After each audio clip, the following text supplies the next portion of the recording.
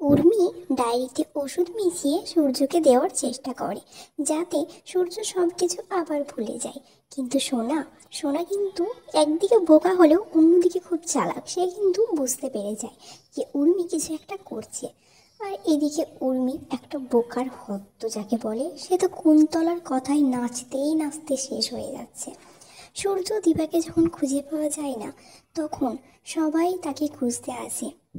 রূপা, কৃষ্ণ সবাই কিন্তু তাদেরকে খুঁজতে আসে। অবশেষে একজন বৃদ্ধ লোক এসে তাদেরকে বলে যে সূর্যদীপা কোথায় আছে। সেটা উর্মি আর কুন্তলা আড়াল থেকে শোনার চেষ্টা করে এবং উর্মিকে কুন্তলা পাঠিয়ে দেয়। আর এদিকে সূর্য আর দীপা তারা হাতে হাত করা পরে মহা আনন্দে এখানে এসে ঘুমাচ্ছে। আর বেচারারা সবাই তো খুঁজে তাদেরকে হাল্লাক হয়ে যাচ্ছে, হাঁপিয়ে উঠছে।